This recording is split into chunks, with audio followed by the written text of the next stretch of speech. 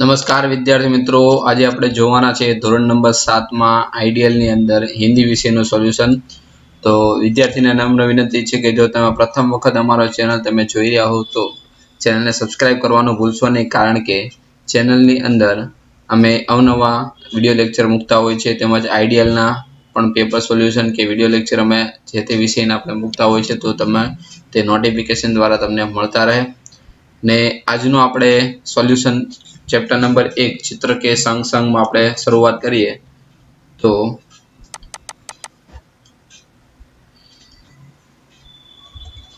આપેલો ચિત્રમાં બરોબર આપણે એના પછી પ્રશ્નનો ઉત્તર લખવાનો હતો। તો એમાં પહેલો તમને પ્રશ્ન આપેલો છે,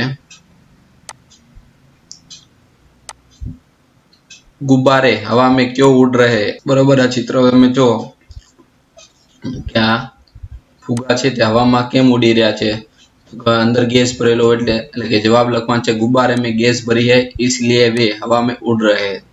એના પછી ट्यूब में हवा कब और क्यों भरी जाती है। बराबर આપેલા ચિત્રમાં તમે જુઓ તો કોઈ અંકલ છે તે ટ્યુબ માં આપણે હવા ભરે છે, બરાબર पंप द्वारा। કેમ કે ट्यूब में हवा कम होने या बिल्कुल न होने पर भरी जाती है। हवा भरने के टायर क्या बड़ा अलग है बड़ा बनता है और टायर बड़ा होने पर वाहन सही से चलते हैं और इसके लिए ट्यूब में हवा भरी जाती है। लेना पछीनो छे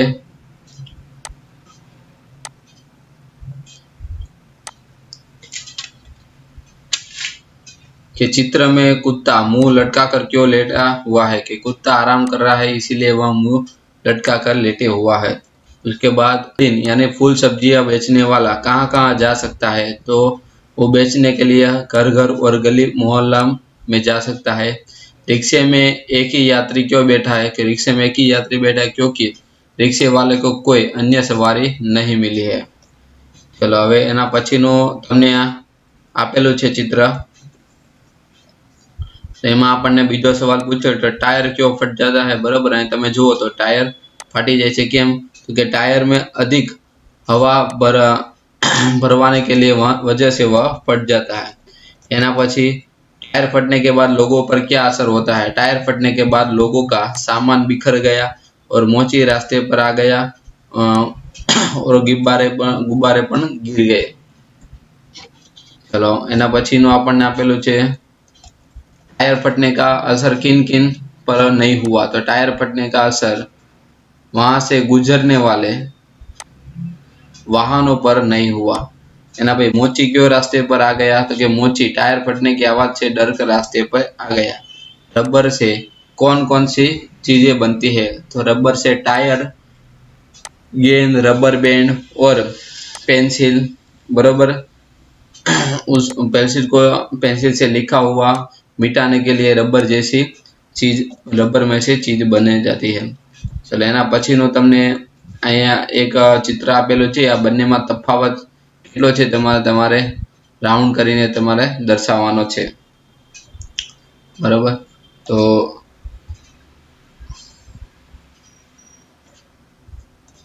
नेक्स्ट હવે આપણે જોવાનું છે બીજું खबर याद तुम्हारी आती है। बराबर कविता छे, ए कविता उपरथी आपणे सोल्यूशन करवानुं छे। एमां पहला एमसीक्यू आपणे सोल्यूशन करीए तो सुबह कौन खुशी के गीत गाता है। बराबर तो एमां आवशे चिड़िया।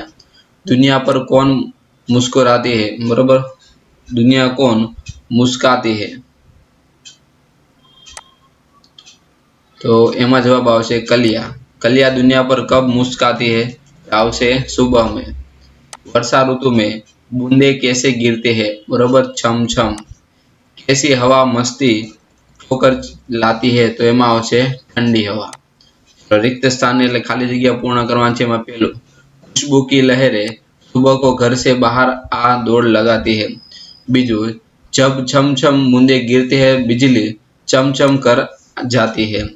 ये जग है सिर जहां कर प्रभु तब यहाँ तुम्हारी आती। एना पछी हवे खरा खोटा छे। एमां पेलुं गर्म हवा मस्ती ठोकर लाती है तब हमें सिरजनहार की याद आती है। बराबर सर्जनहार એટલે કે સિરજનહાર એટલે સર્જનહાર। तो आ विधान केवुं छे खोटुं। पतिया दरवाजे खोल खोल दुनिया पर मुस्कुराते मुस्कता पतिया दरवाजे खोल खोल दुनिया पर मुस्काती है। तो आ विधान छे खोटू। वर्षा ऋतु में चारों तरफ हरियाली छा जाती है। विधान छे साचू। आगळ जोईए आपणे। हवे एक एक एक बे वाक्यमां उत्तर लखवाना छे। एमां पहेलुं छे कलिका दरवाजा का अर्थ इस काव्य में के काव्य के संदर्भ में आपणे लखवानुं छे। तो कि इस काव्य में कलिका दरवाजा पोखंडी को कहा गया है। बरोबर। पछी प्रातः काल होते ही हमें कौन सा दृश्य देखने को मिलता है। तो प्रातः काल होते ही चारों ओर उजाला छा जाता है। पक्षी चहचहाने लगते हैं। बरोबर। और ठंडी ठंडी हवा बहती है। सृष्टि की अद्भुत रचना देखकर कवि को किसकी याद आती है। सृष्टि की अद्भुत रचना देखकर कवि को सृष्टि के सर्जनहार ईश्वर की याद आती है। वर्षा होते समय आकाश में क्या दिखाई देता है। वर्षा होते समय आकाश में बादल और चमकती हुई बिजली। पछी वर्षा ऋतु में मैदान वन और बाग बगीचों में क्या देखने को मिलता है। तो वर्षा ऋतु में मैदान वन और बाग बगीचों में हरियाली लहराती हुई दिखाई देती है। चलो आगळ वधीए आपणे हवे। एना पछी हवे आपणने आपेलुं छे प्रश्न नंबर 6 काव्य पंक्ति पूर्ण करवानी छे। तो अहींया तमने काव्य पंक्ति आपेली छे। तमारे तमारा पाठ्यपुस्तकमांथी अथवा तो अहींयाथी जोईने पण तमे एनो सोल्यूशन तमारे जाते लखवानुं रहेशे आइडियलमां। एवी रीते बीजी काव्य पंक्ति पण तमने आपेली छे। चलो नेक्स्ट आपणे जोईए हवे 8मो अर्थनो महावरो। बरोबर। एनो आपणे अर्थ लखवानो छे अने वाक्यने आधारे लखवानुं छे। पहेलुं छे कूक यानी कोयल की बोली। तो एने वाक्यमां आपणे लखीए के कोयल की कूक सभी को पसंद है। बीजू छे इरादा यानी विचार। तो मेरा इरादा कक्षा में प्रथम नंबर आने लाने का है। बरोबर। तीजू छे तरुवर यानी वृक्ष। तो तरुवर हमें छाया देता है। बरोबर। चौथुं छे मुक्त यानी मोहित। जादूगर खेल देखकर जादूगर के खेल को देखकर सभी मुक्त हो गए। लेना पछी गुजारिश यानी प्रार्थना। तो आपसे गुजारिश है कि इस बालक की सहायता कर दे।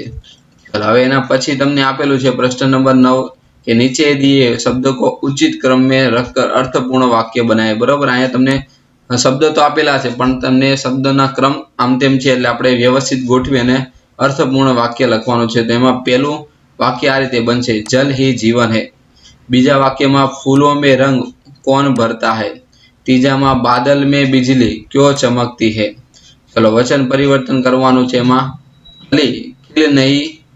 खिली नहीं है तो कलिया खिली नहीं है। बीजू छे चिड़िया चहक रही है तो चिड़िया चहक रही है। एना पछी दरवाजे खुले हैं तो दरवाजा खुला है। एना पछी आदमी दौड़ता है तो आदमी दौड़ते हैं। बराबर। लड़कियां पढ़ रहे हैं तो लड़की पढ़ रही है। मैदान हरा भरा है मैदान हरे भरे है। बिजली चमकती है बिजलियां चमकती है। खेत में धान्य भरपूर है खेत में धान्य भरपूर है। खेतों में। बराबर। खेतों में आएगा। वसंत में कोयल की कूक सुनाई देती है वसंत में कोयल की कूक सुनाई देती है। चलो हवे एना पछी कोयल की जगह पर आपणे कोयलो लिखने गाय। समानार्थी शब्द लखवानुं छे खुशी यानी आनंद अने एना उपरथी आपणे एक वाक्य बनाववानुं छे। इम्तिहान में प्रथम कक्षा प्रथम क्रम आमने आने पर मैं खुशी से उछल पड़ा। चलो एना पछी बीजू छे खुशबू। खुशबू यानी सुगंध। तो एनो वाक्य लखी सभी को फूलों की खुशबू बहुत पसंद होती है। एना पे बहुत यानी ज्यादा। फल रथ यात्रा में बहुत लोग कल रथ यात्रा में बहुत लोग शामिल थे। बरोबर। एना पछी जे मस्ती यानी आनंद। प्रवास में सभी बच्चों ने बहुत मस्ती की। एना पछी छे सृजनहार यानी प्रभु। सृजनहार ने इसे सुंदर सृष्टि का रचना की है। बरोबर। एना पछी छे याद यानी स्मृति। राजकुमार को अपने मित्रों की याद आई। शब्द हवे नेक्स्ट आपने कीधुं छे के शब्द क्रम में गोठवाना छे। तो पहेलुं आवशे उठकर पछी आवशे कलिया पछी आवशे चांद एना पछी आवशे मुस्कान एना पछी आवशे मैदान। चलो तेवी रीते बीजामां आवशे ઈરાદા, પછી કુક, પછી ગુજારિશ, પછી તુરવર અને પછી આવશે મુક્ત। તો આ તો આપણે ચેપ્ટર નંબર 1 અને 2 હિન્દી વિષયનું સોલ્યુશન। નેક્સ્ટ વિડિયો લેક્ચરમાં આપણે આના પછીના સોલ્યુશન જોવાના છે। તો તેના માટે ચેનલ તમે સબસ્ક્રાઇબ કરી દો, તમારા ફ્રેન્ડ સર્કલમાં શેર કરી દો અને હા, આજનો તમને વિડિયો લેક્ચર કેવો લાગ્યો છે તે તમારા મંતવ્ય અમને અવશ્ય કોમેન્ટ બોક્સમાં જણાવો। Thank you. જય ભારત, જય હિન્દ।